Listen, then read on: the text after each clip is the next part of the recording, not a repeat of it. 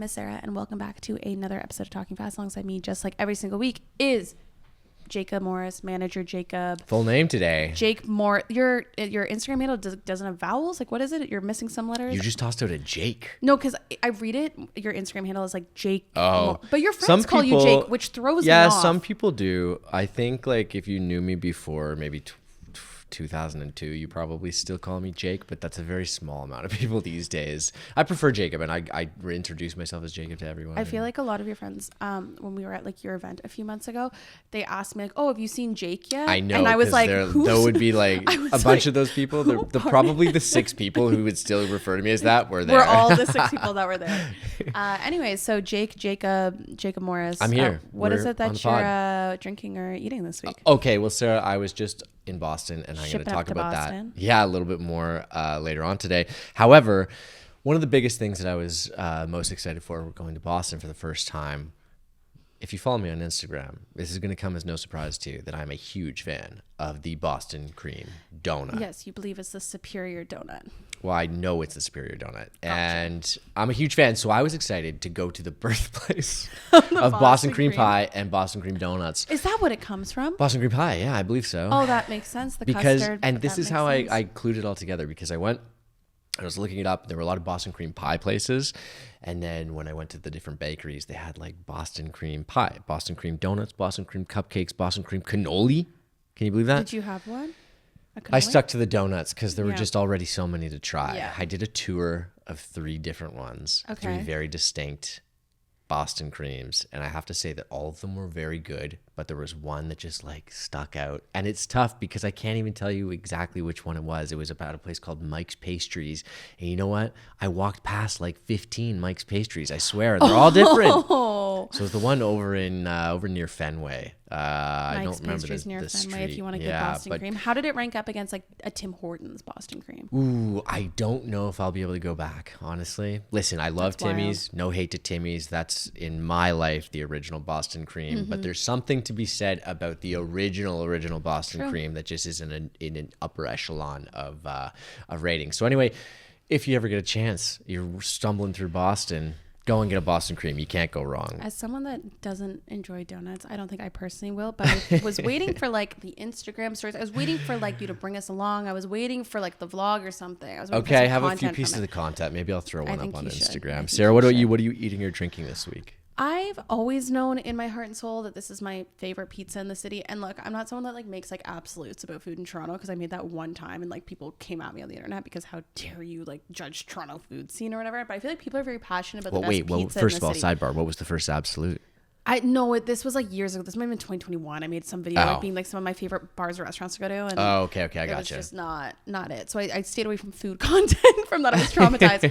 But I feel like pizza specifically is like a really touchy subject in the city. I feel like people are very passionate about what they believe is the best. I've seen the TikTok comments of those like Toronto videos where they interview a chef and they ask them their favorite pizza joint, and it's always contentious. I've always thought this, but it's just more so confirmed because I just had it again for the first time in a while the other day. North of Brooklyn, in my opinion, is the best pizza in Toronto. Yeah, it has been.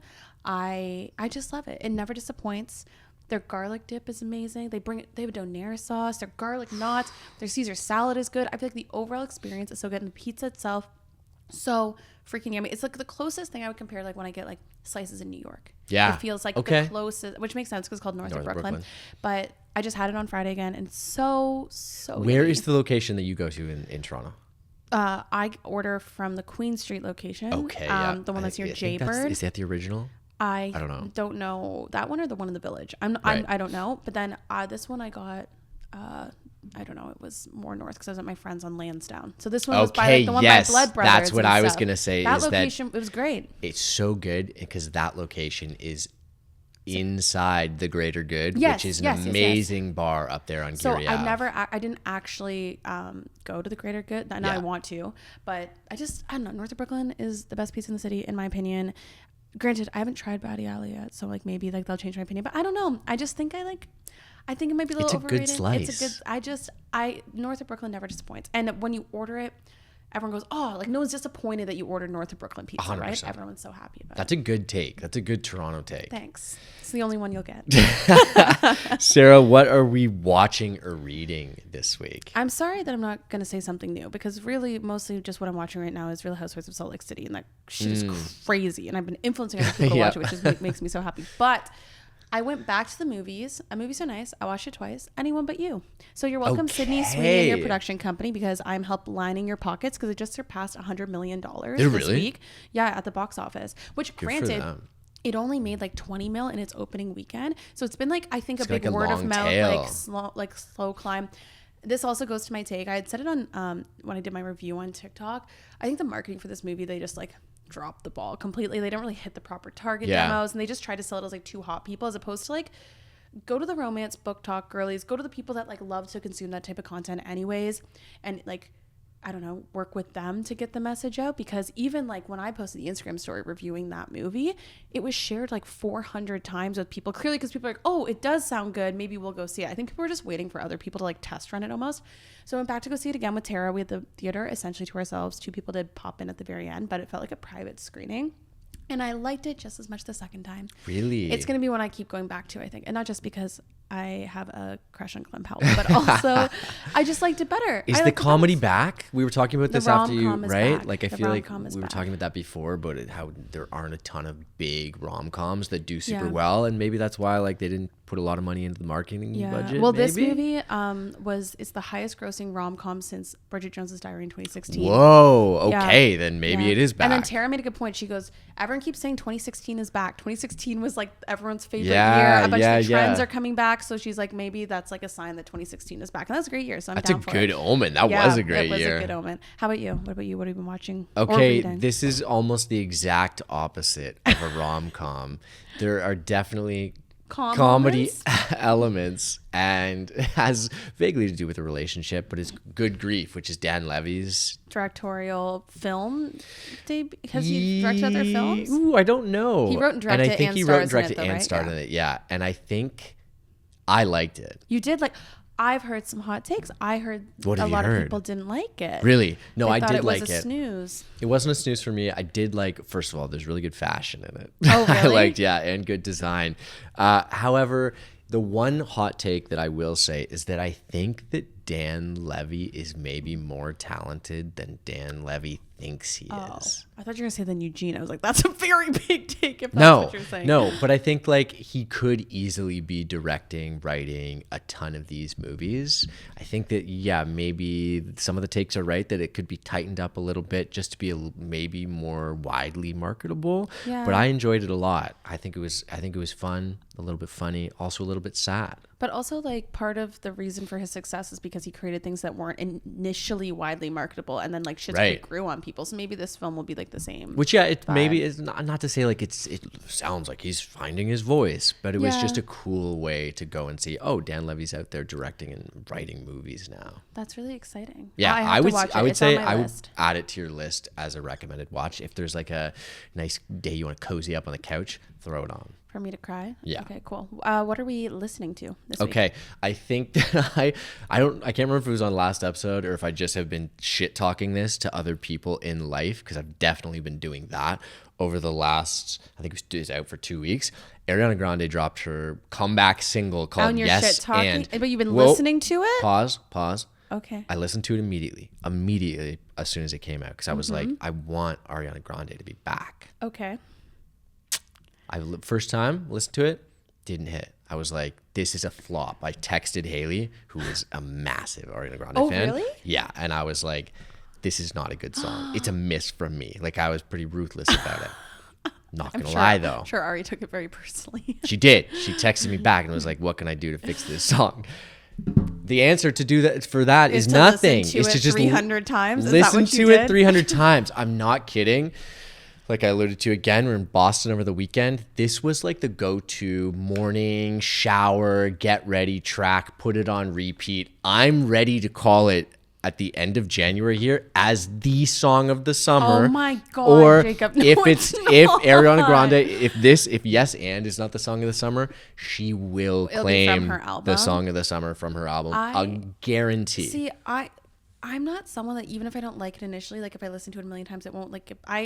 I didn't love it, and so I just haven't listened to it. Listen to it again. Listen to it. Put it on repeat for 5 times. I'm not like you. I don't listen to the same song 3,000 times. See if on that third time you don't start shrugging your shoulders a little bit. Maybe you start a little sway. I don't know. I saw a tweet that said it sounds like something you would hear in like the change room of an H&M. Okay, I thought so too, but then it grew on you. Listen, Max Martin's an incredible producer. So you're in improv classes now. You would think that Yes and would be your favorite song. That was a joke that I kept seeing circulating on Instagram and Twitter and stuff. But I just give it another shot. Okay, I'll give it another shot. I do believe she has the ability to have a song of the summer off her new album, Eternal Sunshine, that's coming out. But this song, it didn't do it for me. I would love to see Ariana Grande and Tate McRae co-headline a tour.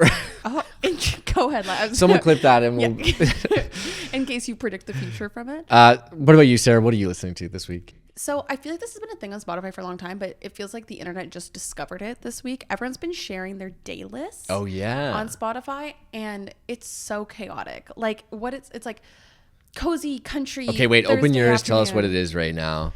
Should we both do this? Yeah, see what our day list is right now. Day list is the new playlist that kind of like gives you for those of you that don't have Spotify that don't know, if you look up day list and you just click on the like playlist, it makes you a playlist based off your listening habits based on the day and time it is. And it titles it. So this one is Sentimental Alt Z Monday afternoon. My day list is Flannel Girl Dinner Monday evening. I saw people sharing these as if they were better than like astrology. People were that you can tell more about somebody based off. They're like, I don't care about your astrology sign, show me your day list. Oh, that's fun. I've been listening to the day list because it's also just good for me to branch out and listen to new music other than just the same. So has it been giving you stuff that you haven't been listening to before? Yeah, it's just it fuels it with like other artists that are similar to what you already listening to, like stuff that you are probably gonna like. Do we have any new gems? It was the not yet. Again, I don't look though. Like it just plays in my head and I absorb it, and I don't know who's singing it. Or Gracie Abrams, there's a few of those on there. But yeah, I just absorb it and I don't look at who's singing it or what the title of the song is. Did you listen to the Noah Kahn Sam Fender drop? Of course I did. So good. That is a good song too. That collab is so good. Anything Noah Kahn does is incredible. Sarah, somewhere you went this week. I am just Miss Toronto today, shouting out all the Toronto businesses. So I apologize deeply if you were not from this city and you listened to this podcast. I went to Outer Layer, which is my favorite store in the city to buy silly, goofy cards and gifts. Oh. So it was my friend's birthday, and I went and got him a card. I got him a really good card there last year too, like one with like the Tragically Hip, whatever. They have like very like good cultural reference cards, like not just Canadian. They had like Ken and Barbie ones. They had Dan Levy on a card. Like they have like Schitt's Creek, like all these different pop culture shows in card form for like everything, for like birthdays, weddings. Anytime I need to buy a card, I go there, because also the cards are only like $6 or $7 compared to like Shoppers. They're like $13 for a card. Yeah, it's the $13 cards. I was gonna say that's insane. Wild. So they're actually really inexpensive, and they're better, and they're like local artists that they like. Okay, I like that. It's like amazing. You're not gonna find it in every single city in Canada. Exactly. So I love buying cards from Outer Layer, and there's nothing better than when you get someone a really good card and they like keep it and like put it on their like little shelf or something. So anyways, cards at Outer Layer, amazing. And then also just like little gifts. Like I got him like this keychain that says like Parkdale, like property of Parkdale on it. Like just like really cute, personalized. Where is the store? Gifts. The corner of Queen and Portland. Okay. Across the street from Velvet Underground. Yeah.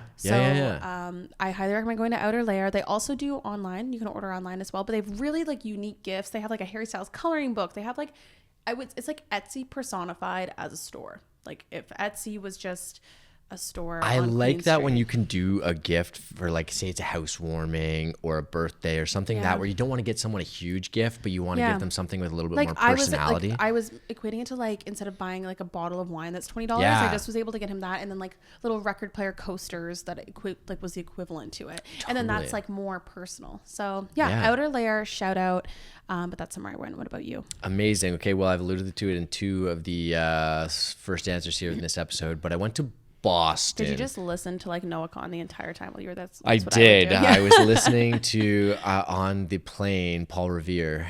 As you should. As I should. I feel like that's like a rite of passage as you're landing. Boston. Wow. Obviously, if you're know any bit of American history, you know, Boston's a pretty significant place. But even when you go in there, they've preserved all that, which is great. But it's I was saying earlier, it's so nice that it's like a modern, relatively large city, but it feels kind of like a smallish town because you can walk around everywhere. There's a lot to do and see, from like arts to restaurants to sports to history, all sorts of stuff. I was there for an extended weekend.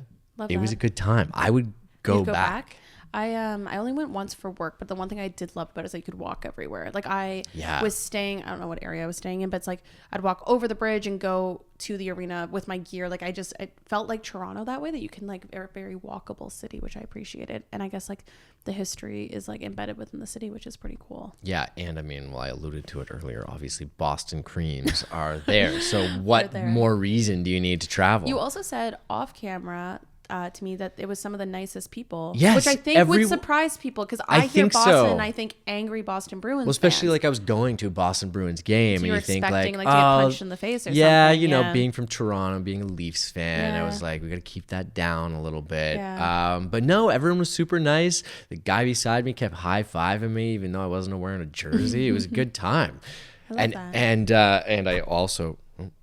And I also mentioned I think, Sarah, have to go just specifically for Beacon Hill Books and Cafe. It sounds magical. If anyone is into books and has any reason to go to Boston, you have to go and check that out. It was probably the nicest bookstore that I've ever been in. He literally said you would move there after seeing this bookstore. It would be dangerous for you to go to that store because, you might live in Boston from then on. So funny. And last but not least, something that you did this week. Okay. I guess all my answers are kind of tying into Boston because I was traveling and I was doing this one. I think I even talked about it a little bit on a previous episode, but this is one thing that I do, and I did it in Boston, was I did my travel playlist. And I would recommend this to anyone who travels, and maybe you just want to save a song to throw on like your Instagram photo post or something like that. Or you just want to I'm someone who ties music in the space around me to memories like so closely, and if you hear a song playing, you're like, oh, I remember when I was in this bar, or I was at that museum, or this and that.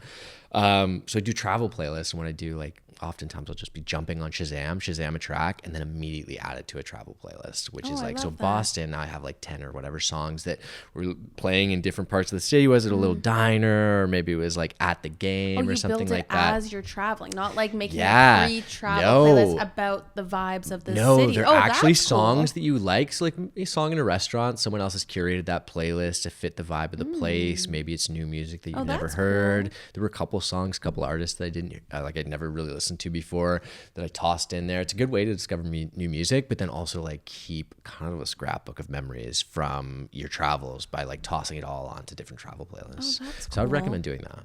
I like that. Sarah, something that you did this week. So something I did was my first sober week of 2024. Okay, how'd it go? I had talked in, I guess it was our goals and everything, that instead of dry January or dry February or any of those things, I will be doing one intentionally sober week every single month, because obviously there will be unintentional sober weeks where it is I just happen to not drink, but I wanted to set intentional weeks, because then at the end of the year there'll be 3 full months of sobriety. It's a lot of time. Yeah, and I'm just doing it I don't know, to just maybe pay a little bit more attention to my relationship with alcohol. I think it's so easy, especially at PR events or whatever, to just feel like I need a glass of wine or something, because someone's offering it.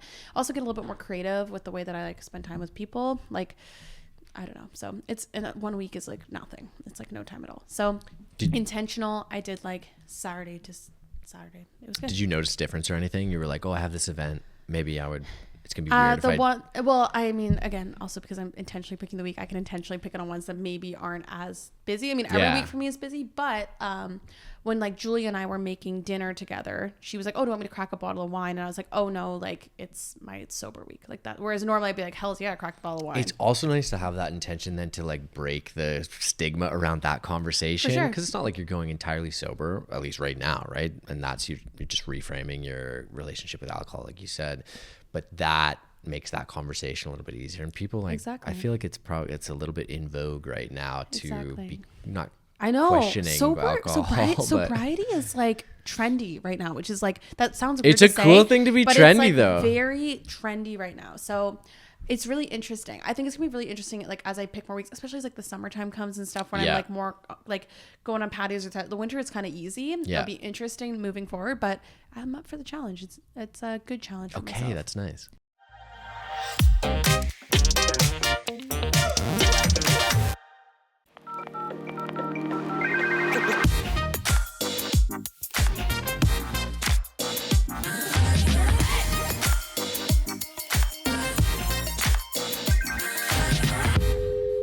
We are back with another monthly voicemail segment. You can submit your questions to us at talkingfastshow@gmail.com. We can also give advice.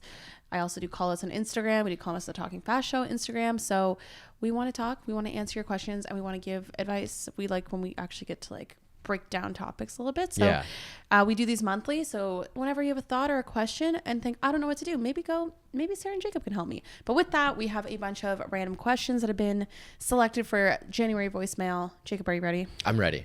The first question is, how's 2024 going for both of you so far? Which I thought was such a kind question that's like a thoughtful thing to ask. How's your 2024 going so far? It's good. People don't ask that question 3 weeks in. Like 3 weeks in a lot of the time. But I thought it was thoughtful when I saw that as well too. Because I was like, you know what? It's okay. It's pretty good. It's not bad. Because it's not really like the new year anymore. Like no one's saying Happy New Year anymore. But it's like not. It's like, enough to have like, did you start your goals? Yeah. Did you start on them? That's true. That's true. Or have you already fallen off them? I know. It's going pretty good, I think. I got a trip under my belt, which is always nice to like travel early on in the year. You feel like you're like getting out of your comfort zone a little bit. You're shaking things up. You have plans on the horizon. But now, because I don't have any other travel booked, I feel a little like, oh, well, what's the rest of the year 3 month out theory. You always have to have something to look forward to 3 months out at least. Yeah, well, maybe it's the cottage for the next one there. That's true. The 3 month out. That's true. I could be doing a little bit better when it comes to maybe the running aspect of things. I think I haven't been running either. So. I think that's like maybe next up for me, especially because we have a few races coming up. Well, we're gonna organize some run clubs to get ready for those, and I think that will help both of us because I can't show up and run for the first time in months at those run clubs. That will got to put in a little bit of work. A little bit of work. But I'm really good in like the lifting, like and going to the gym and like lifting weights and stuff right now. But the running, man, I can't run on a treadmill. First, you run slower.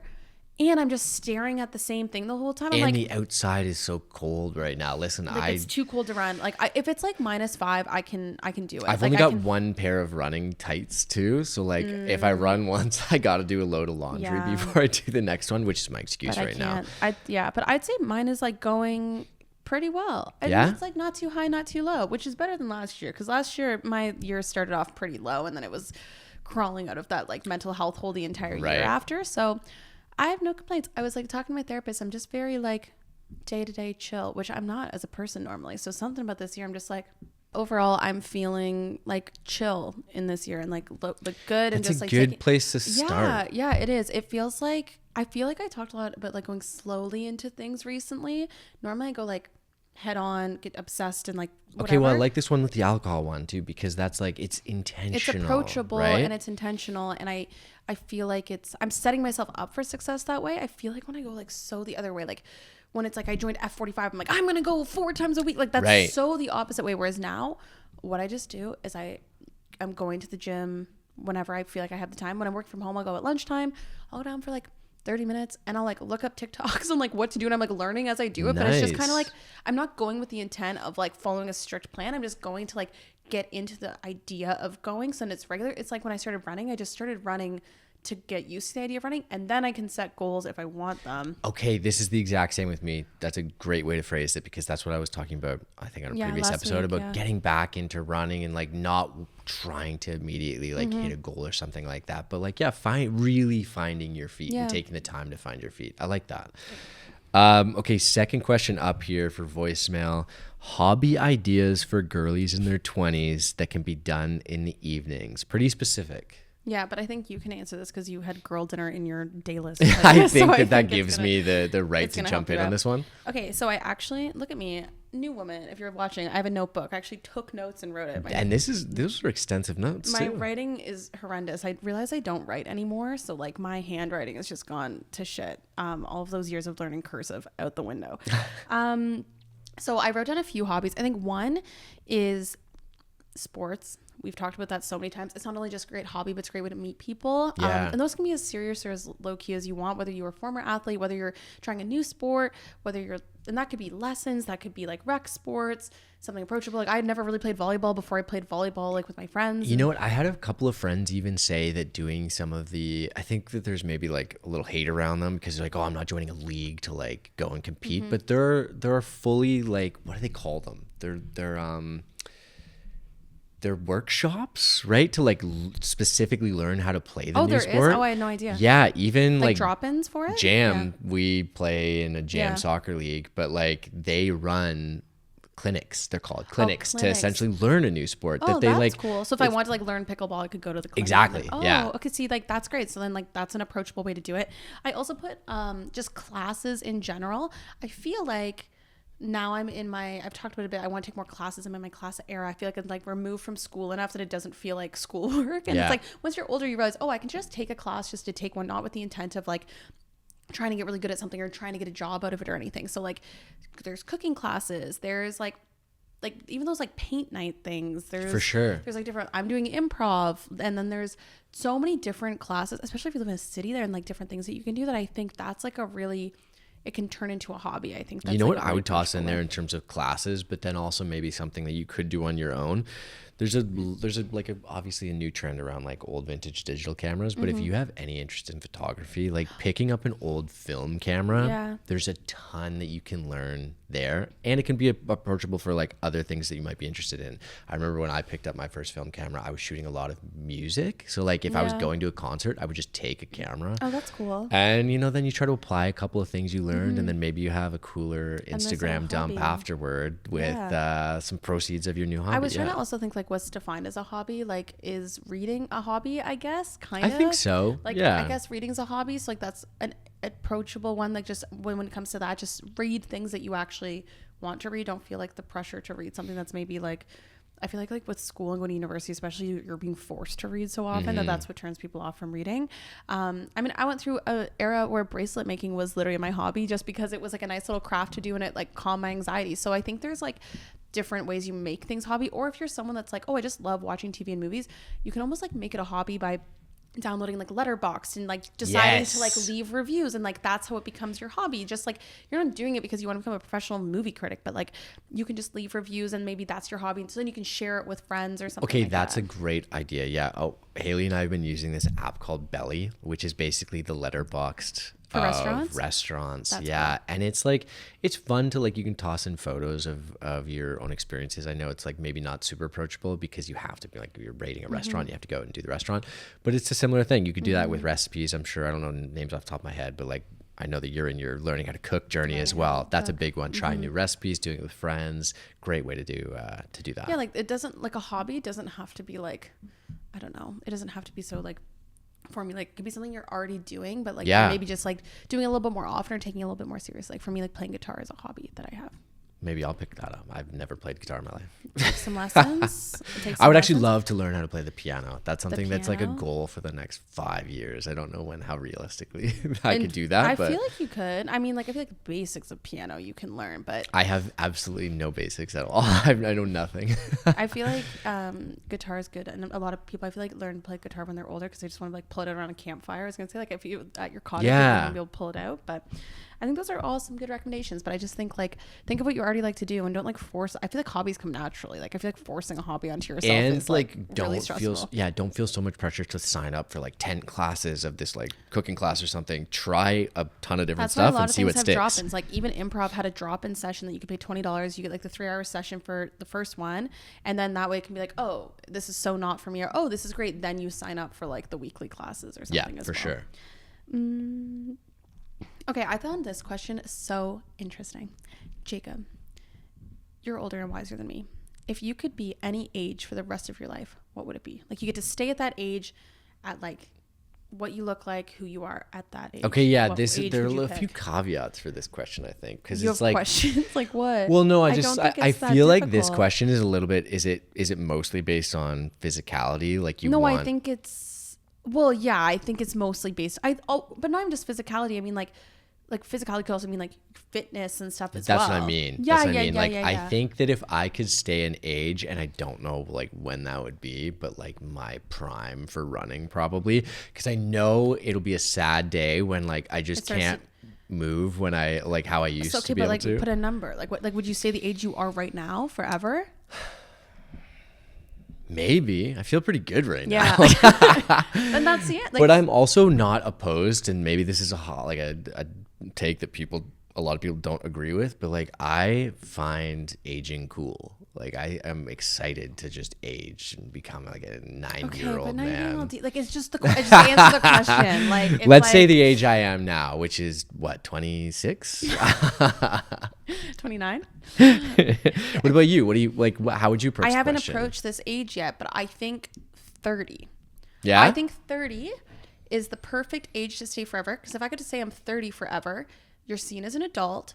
You're seen as old enough to be like professional settings and respected enough in it. You still look young, where you could be getting ID'd still. Yeah. You have your health, and I don't know. I think that I'm not 30 yet. I'm hoping 30-year-old me is fantastic. 30s are but good. I think 30 is like, you also have your shit together a bit more. Like I just think 30 is the age that I would like. I was always, when I was growing up, I was so excited to like be my like late 20s and like early 30s. I feel like that's like when you're like peaking in life a bit. Yeah. So I'd like to stay at that peak and then never move from it. Okay, that's a good one actually, because the 30s have been pretty good. Well, I think about it. When like a celebrity dies and then they post a photo being like, this person died, most of the time it's from like their 30s that they post the photo, because they still look like an adult. They don't look like a teenager. Am I in my death photo era then? Is that what you're telling me? Maybe. I think about that sometimes though, how it's like, how much I gotta take some like good headshot. I gotta like be more particular about how I'm looking at this camera right now. They just take a screenshot from the podcast. Yeah. Years from now in the future. By then it'll be the future and it'll be like holograms. Oh, weird. Okay, yeah, we gotta start shooting this in 3D. Clip playing over and over again. Whoa, that's a little bit too existential for me right now. Sarah, what is one bucket list concert you haven't been to yet? Okay, crazy Meant to Be universe. Avril Lavigne is the only artist that I've never seen live that's like a bucket list concert for me. I mean, like Adele's on there too, but like high up. Did she announce a tour? And she announced tour today. No way. Yeah, she did. And it's not during the Olympics, so that was another important factor. And yeah, so I'm going to buy tickets. Huge. Avril Lavigne was the very first CD I ever purchased when I was in grade 2. And then I was telling everybody here a couple weeks ago, I then proceeded to wear a tie to school around my neck, because she wears a tie around her neck. And all my school photos and everything. And then it was the first music video I ever purchased. We used to buy music videos on DVD. Yeah. And I would watch the complicated music video on DVD. This is maybe what time of year is the concert here in August, Toronto? at Bud Stage. Peak. Avril Lavigne at Bud Stage? Are you kidding? I'm shouting out. This is maybe a talking fast little school trip then. I'd love to. Oh my God, wait, we actually have to, because of I know. We have to. That's going to be a school trip. We're going to go and see who knows more lyrics. Because it's her greatest hits tour. Oh. It's her greatest hits tour. That's amazing. And Izzy, if you don't know all the words to every single song, I'm going to break out my like studded belt. Studded belt, ties, dark eyeliner. Oh my God. This is like my Warped Tour. Like that's what it's going to feel like. Oh, okay. That's amazing. Did they announce who's supporting? Simple Plan. No way. Okay. Incredible. Okay, no, we all have to go. We have to go. We have to wear the studded belts. We have to do it. Okay, I'll buy us all tickets. I'll buy us all tickets. It'll be for content. We can mic ourselves up. Yes. Okay, I'm into Anyway, this. Can we have her on the podcast too, Avril? If Avril? you're listening. I mean, I know you're listening, but I don't come on think the podcast. I could interview Avril. I think I'd be like freaking out too much. She's like Hillary Duff, like that level. Anyways, dream concert, and it got announced today. So I feel like that's a manifestation happening, meant to be. No way. Okay, that is actually so funny though, because I was talking about my dream concert yesterday. Oh, and it's Simple Plan right now. Yeah. No, we were talking about the Sphere in Las Vegas, this big crazy concert venue. It's not U2, don't worry, and it's not Miley Cyrus, who's been rumored as the next heir to the Sphere. I've never seen Coldplay. Oh, I've never seen Coldplay either. I'm a big Coldplay fan, and that's like, I know Coldplay gets a little bit of hate, but like, well, they were all like hippy dippy, like eco-friendly. They only toured the West Coast to like, and they have like make bikes their on carbon there. emissions, You can like power some of their lights. Yeah.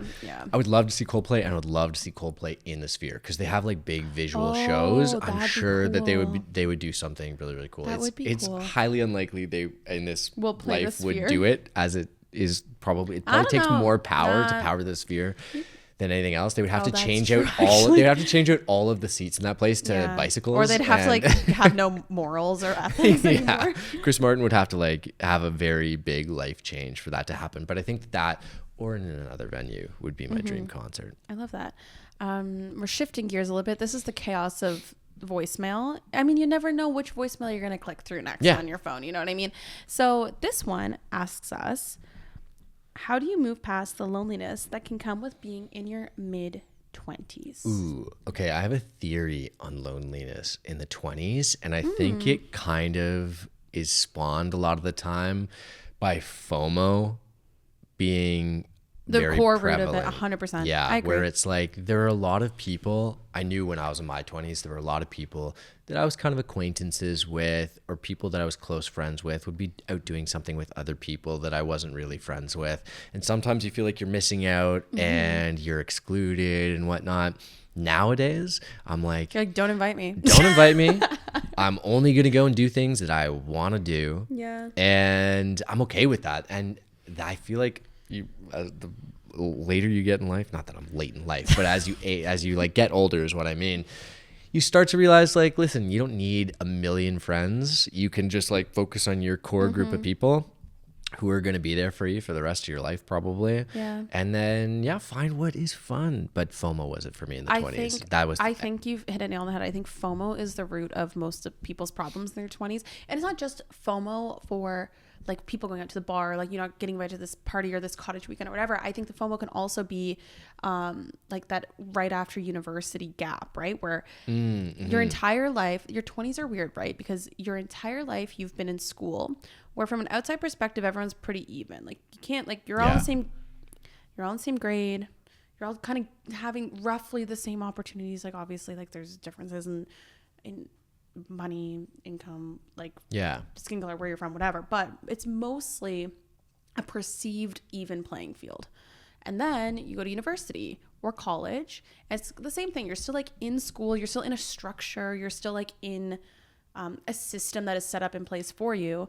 And then literally you throw that cap in the air, and then one day they're like, all right, bye. Yeah. And then you're just like, oh, so I'm like a full adult now? Like, yep, you don't have any structure. We're not go apply for jobs, figure out what a job is. You have to learn corporate life, or like you have to figure it all out. And that structure sometimes in school, if you're with your peers, you're all trying to achieve the like same grades with the same set of rules, the same rubrics that you're trying to adhere to. And then your rubrics are wildly different for the rest of your life. Exactly. There is no, it's so cheesy, but there's no rubric for life. You know, when people say shit like that, but it's true. And then you're just left there being like, what the heck? So even if you do everything properly, like I thought I did everything properly, I got a job right at school, and then on like a Wednesday in December, I pack up my box and I was standing on the corner of the street laid off from like a job I thought I'd be at forever. You're like, wait a second, like this is like what happened. Like it's not like that lack of structure can be very lonely. And so I think the lack of structure is what makes people feel lonely, because you look at other people, obviously like social media and everything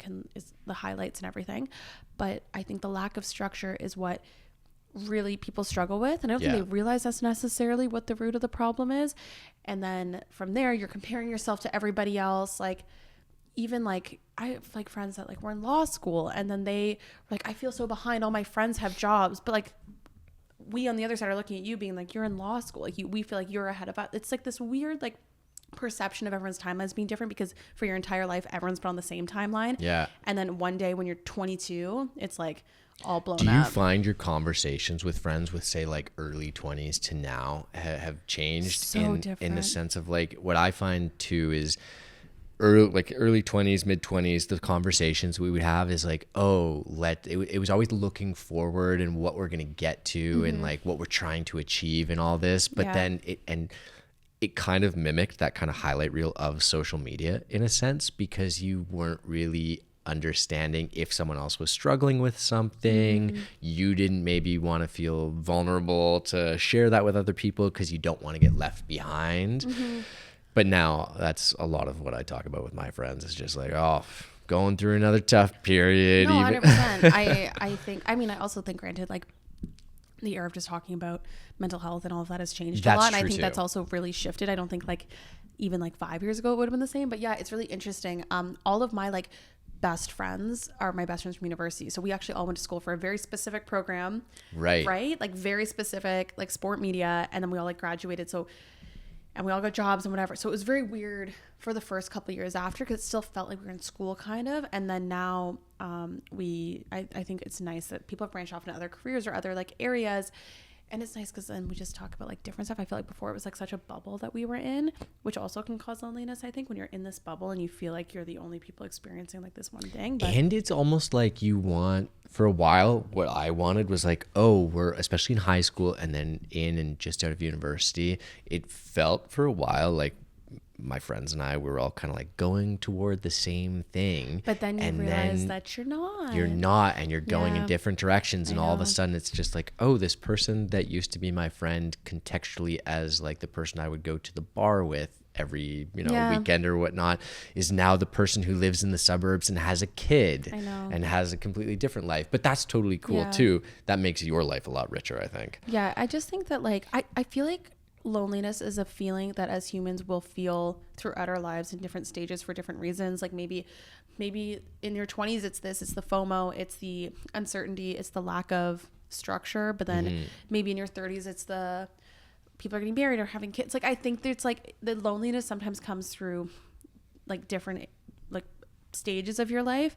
But I just think it's a matter of like understanding what it's rooted in and where it's coming from. And that makes you a more confident person in understanding how to like go through it. Like, because we all feel lonely once in a while. Like it happens to literally every single human. So I think it's just a matter of knowing how to set yourself up for success and combat it a bit. Yeah, for sure. This question kind of is a little tag onto that one, but it's more seasonal related. How do you shake off the winter blues? Oh, you mean like living in Toronto where we didn't have sunshine for 30 days? Yeah, exactly. We had sunshine twice in the past week and I'm like, oh my God, I'm a new woman. Yeah. I mean, I don't know. I just like, I kind of lean into it when it's the winter blues. I'm not afraid to lean into like the winter blues as long as I'm not like rotting in my bed for like a week, but I'm not afraid to be like, even Friday night as example, it was freaking cold outside. Like it was like -20.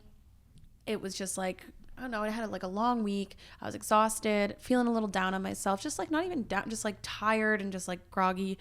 And I just allowed myself to fully lean into it and just like stayed at home, made my life easy when I'm like trying to battle like winter blues or just like any sort of like seasonal depression or just like mental health stuff. Regardless, I just try to make everything as easy for my brain as possible because I don't want mental load. I don't want mental stimulation. I just want to be able to like, so even though I had like planned to like make myself dinner and do all this, I just ordered food because I'm like, well, that's one less thing I have to think about. And then I just turn on actually usually a movie that I've already seen before because I'm like, one less thing I have to think about. I know I like this. That's what I'm going to do. Or just like setting myself up just to be able to just like sit with it for a little bit, I think is the best way. That's kind of where I'm at too.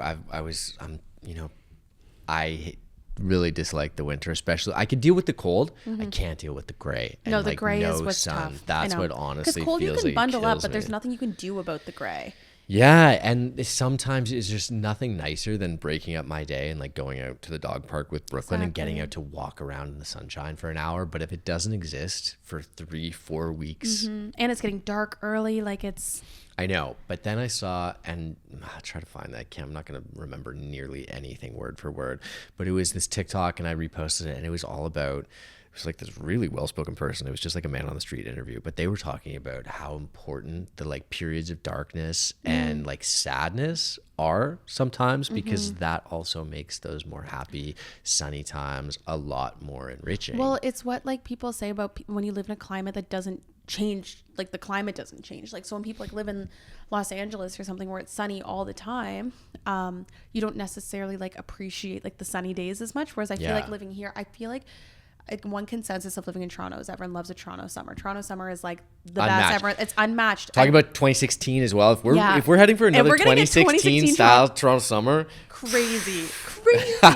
But what's I think the reason we all as people that live here appreciate the summer so much, it goes the same one, like I'd say in Canada in general, is because we've suffered through the like gray doom and gloom to then appreciate the sunshine so much more. There's like nothing like that first day, and it's like you see the first little flower, a little bird coming through. I experienced it in London 2 years ago when I landed. It was like the first sunny day they had in like 2 months, and everyone's like out in parks riding their bikes, like just sitting in the park, and like just like soaking it in. And there's some magic in that. So I really remind myself of that during these blue days, like really doom and gloom, that the sun will shine again. Well, if that's not a cheesy metaphor for life, right? Like you said earlier, you're picking up the nice kind of cards at that card store. I think right now we're writing the cheesy like Hallmark ones. Essentially.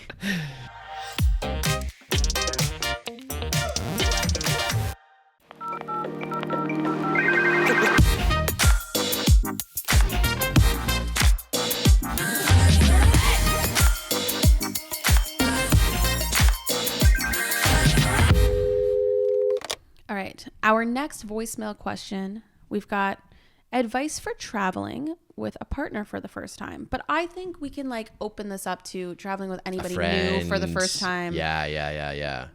It's ruined friendships, hasn't it? Not for me personally. I just said that. No, but it does ruin friendships. Or it doesn't necessarily ruin friendships for me. It just makes me very aware of I would never travel with that person again. Yeah. It's definitely done that. But it's no easy. I feel like when you're younger, you think like, oh my God, traveling with like friends and like this and that. It's so you really learn somebody learn about. Okay, yes. The first piece of advice I would say is do it. Just say yes to going and do it, because you will learn about that person. And especially if it's a partner, if you don't travel well together, write it off. Like, what are you gonna do? I remember I used to it was like this like wise tale of like, oh, like when you travel with someone for the first time, that's when you really know them. And like I'm not talking like a weekend trip. Like I'm talking like 10 days, or maybe even a week. I'll give you a week to 10 days. Weekend trips I have learned on weekend trips. Where like you need to do some laundry maybe or something like that. Yeah, exactly. I just mean like maybe with a partner you can get through a weekend regardless, but I'm thinking like you need like something where you're out of your comfort zone. So like 7 days, 10 days, whatever.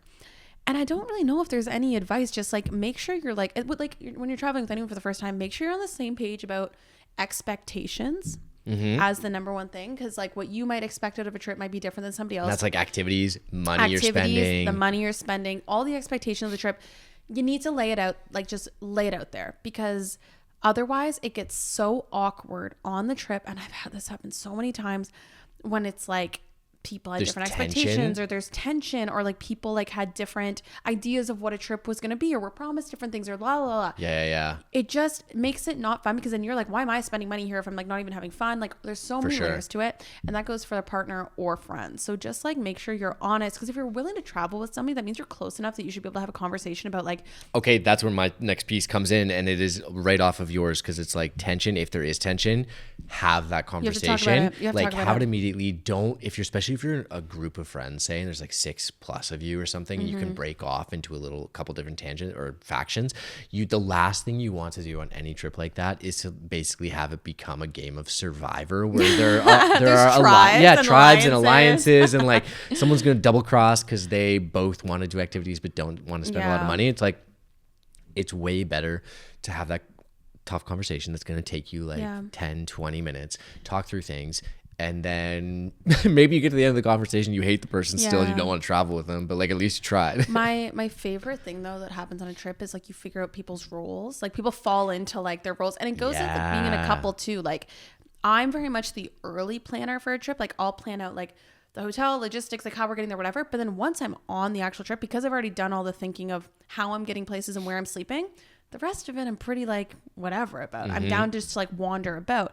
Whereas like Nolan, as an example, is the person that like wants to plan the days and like pick the museums or that type of stuff. So it balances out well. Yeah. But it's so fun seeing the roles that people fall into when you're. There's also like, I noticed there's also there's like the decisive one, which you need it. Maybe even if they're not the same person as the original planner, and this can be like in a big friends group, it could be 2 friends traveling, it could be partners traveling, but like if one of you is not decisive, go home immediately. Like you could have 15 weeks left, go home. Because if you don't have the friend who's like, oh, there are 3 restaurants here in front of us, which one should we go to? They all have pluses, and you could debate things forever. Everyone would be like, oh, I like, it actually bothers me more, because I am the decisive one. It bothers me more when people are just like, oh, I don't know, I don't care. And it's like, okay, but it's like I need you to care a little bit. I need you to care a little bit. Like I know you can, like you're trying to be easy, and I respect it, but it's like I need you to care like 5%. So it's just a matter of like, and people surprise you. Some people you don't think you'd travel well with, you end up traveling great with. It's just like,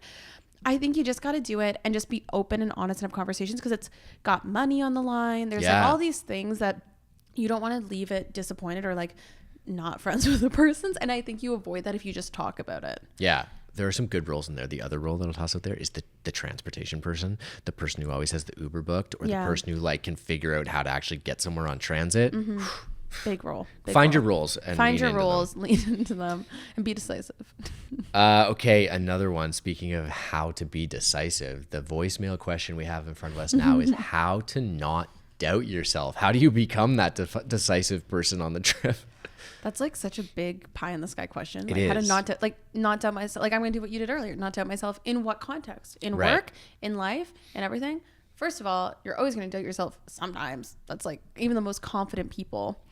I don't know. I feel like the lack of doubt just comes with experience. I was going to say you have to make mistakes. You have to make 100%. Mistakes and realize that mistakes are not the end of the world. Just get up and like try to make a new decision. Yeah, and like even like in a work context for me, it's like the lack of doubt I have in my ability to like do things is because I've successfully done them before. Yeah. So like obviously I doubted myself before maybe going to my first major championship and was doing a mix zone for 13 days and I didn't know what that was going to be like, and I doubted myself ahead of time.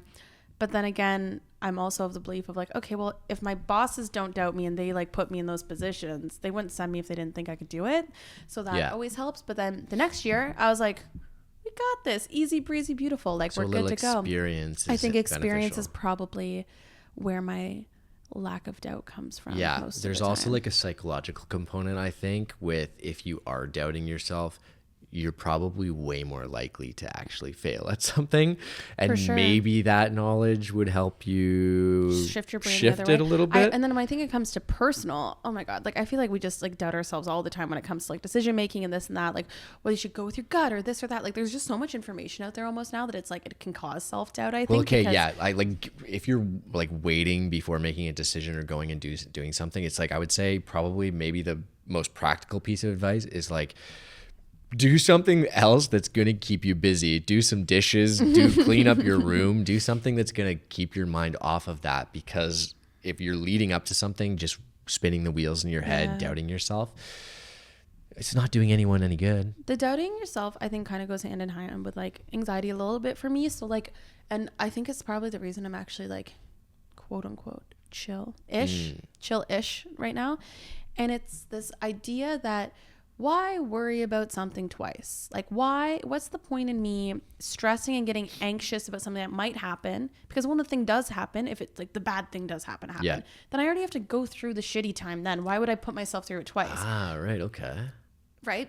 And then if it doesn't happen, then I've just put myself through stress and a potential heart attack at 27 years old for no reason. Which is like, that was stupid. So I've really shifted my brain when thinking about that when I'm like getting really like riled up about things. And I think doubt probably has to play a role in that. Like absolutely, doubting that's a yourself good with point. it. So I think they're kind of parallel and they live in the same parts of your brain and like their little like things on your shoulder. Cole's notes: live in the moment and trust yourself a little bit. I sound so hippy dippy that way, but it's the truth. But I just think not doubting yourself comes from experience in whatever areas, whether it's emotional intelligence, whether it's career or anything like that. So if you're asking this and you're 21 years old, trust me, it will get better. If you're asking this and you're 41, it'll get better. Yeah. So. And if you have a very specific instance that you need a little hype up for, write us and we'll we'll record a little video for you next week that just hypes you up for what you need. Have to forget about it. Our next question, which Jacob, I'm very curious to know your answer for this.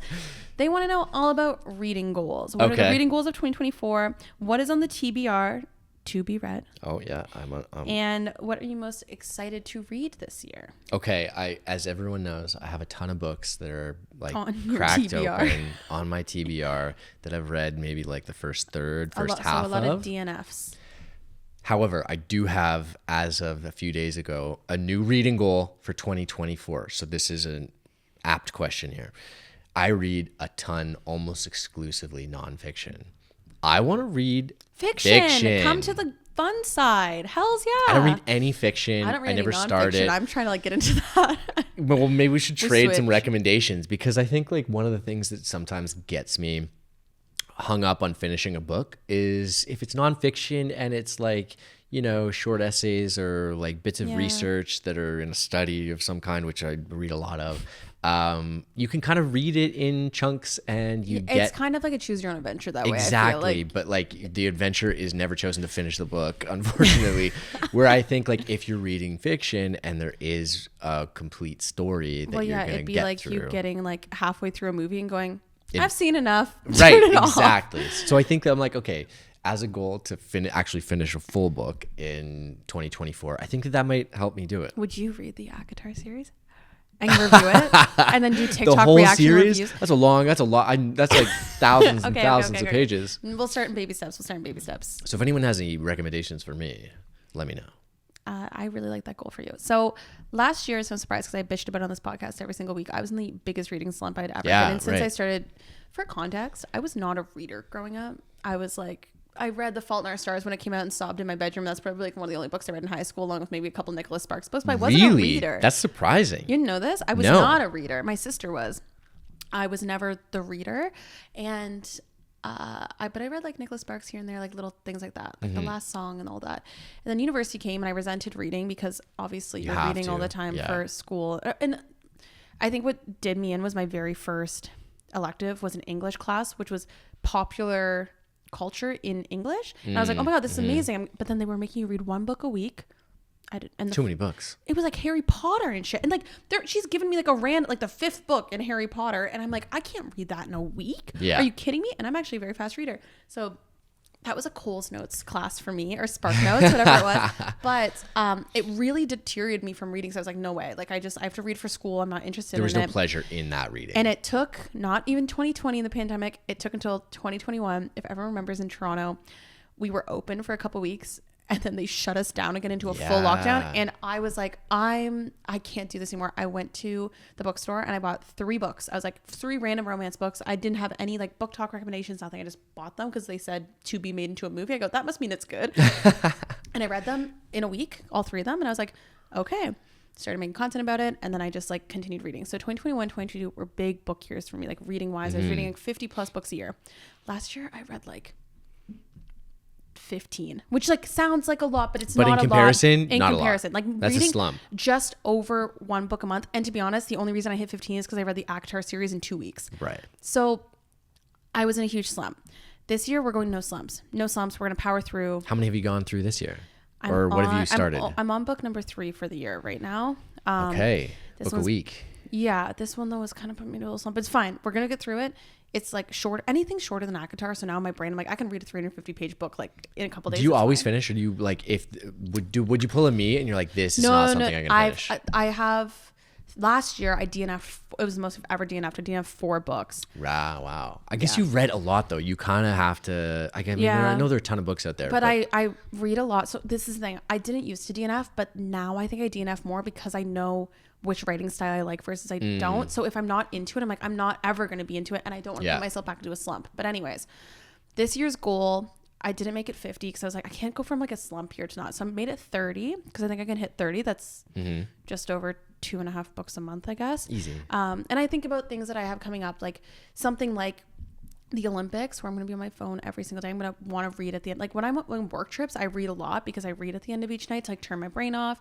I think I'll be better, and if I can keep up the pace that I'm on right now. I just need a couple good series to hook me in. So I'm gonna start. One of the other questions was something I'm excited to start. I'm gonna go. So Sarah J. Maas, who wrote A Court of Thorns and Roses series, she has 2 other series. Throne of Glass series. My sister's reading it right now, and so she gave me the first book. Multiple books in each. 10 books in this one. Oh, okay. And they're all like 600 pages. The last book is 1,000 pages. So that will help. A lot to get through, like, but it'll get you up your numbers a bit. That's a third of my goal. Easy. So we're going for 30 this year. Other books I'm really excited for. Emily Henry's my favorite author ever, and she has a new book coming out this year. And then also Carly Fortune, who's a Canadian author. She has one that's set on PEI. Oh, crazy. Yeah, so it's like set in Charlottetown and has Anne of Green Gables references in it, apparently. Speaking of how you got into reading in the first place, are there any books right now that are on their way to be made into movies that you're excited about? Oh, to come out. Well, I mean, A Court of Thorns and Roses is going to be a limited series apparently on Hulu, or like a series, not limited, but like a TV series. Books to movies that are coming out. I don't know. None that are coming out that are like I'm super stoked about yet. I'm very curious to see how this Justin Baldoni, Blake Lively, It Ends With Us ends up, because everyone keeps roasting it on TikTok about how they're dressed and all that. Look, I don't love Colleen Hoover, so like I don't even love that story anyways, but I'm very curious to see how it comes. Like, I don't know. I'm just very curious. So yeah, there's nothing really that's a great question. I'm gonna have to do another deep dive, because I did a TikTok video about popular books that became movies or TV shows that people might not realize. So maybe I'll have to do some research and do another one of those. Last question of voicemail, Sarah. What are your thoughts on TV show reboots? Is there a show you'd love to see rebooted? And this is a hot topic right now because Wizards of Waverly Place is being rebooted, which is news to me. I didn't know that. But also it's like with Selena Gomez and with David Henry, who have signed on for it. So that was going to be my take, is like, I think reboots work when you're working with the original cast. Things like... Well, they also referenced Lizzie McGuire. What? Is Lizzie McGuire being... Oh, yeah, because Lizzie McGuire was supposed to be rebooted, but then Disney pulled the plug because they didn't like that Lizzie grew up and wasn't 14 years old anymore. But okay, original cast. I think original cast has to be involved in some capacity. Like Fuller House was a great example of that. Look, the show was cheesy as hell. It wasn't good, but I still watched it because Full House was my favorite show when I was growing up. But I thought it was good because although not the whole original cast was part of it, the core sisters were, and they passed on the torch. I think Boy Meets World did the similar thing when they did Girl Meets World. Like, there's like ways to do it. I think they also had like Raven's Home was another one that they did. Well, what about the How I Met Your Mother that they also kind of rebooted? Speaking of Lizzie McGuire, so that's another one. I watched that show. I did watch it because I kind of really didn't have anything else to watch, and I love Hilary Duff, so I watched it. But I thought that one was kind of a flop because it had nothing to do with the original cast. It was just like a totally separate story, totally different people. So I think like you weren't nailing the nostalgia factor that you need to. So it was just a bad sitcom, as opposed to like if you're hitting fresh idea, even if it's a bad sitcom, but you're hitting on the nostalgia of it, then it will last longer.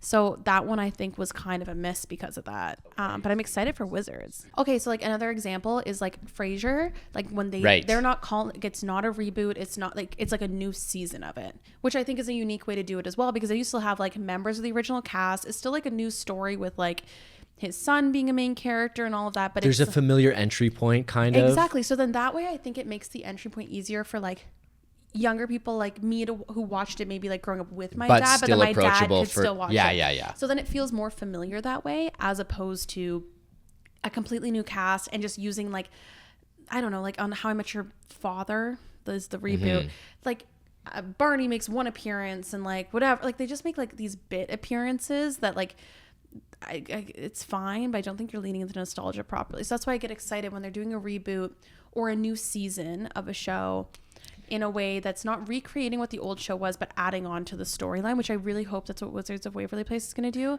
Lizzie McGuire tried to do it, and it's really disappointing that they canceled it because it was going to be like Lizzie as an adult. Like they're not like trying to recreate Lizzie McGuire. They're just trying to like show what happened, I guess, after the credits rolled. Have there been any misses? What was referenced recently? Was there what am I thinking of? Ed West, whatever.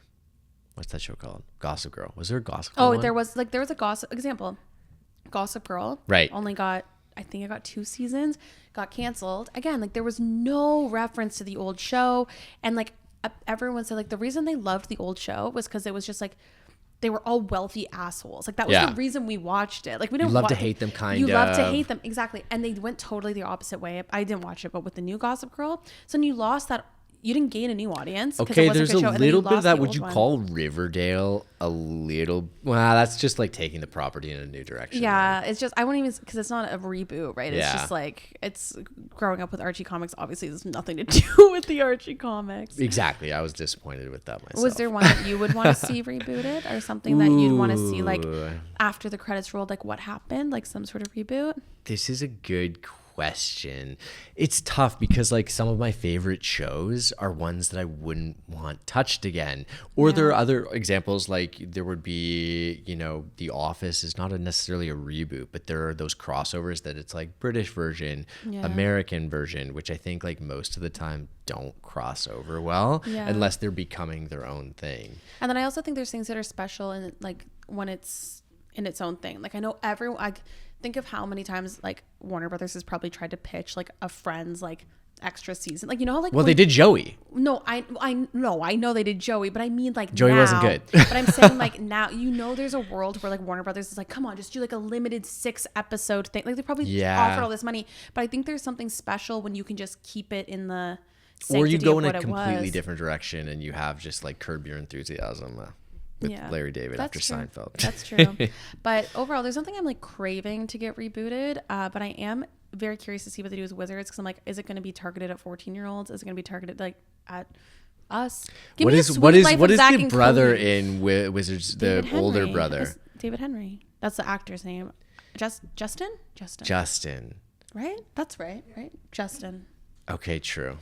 And then the little brother, I don't know what he's doing. I don't think he's. I haven't seen those faces in a long time. I don't think I'd recognize them.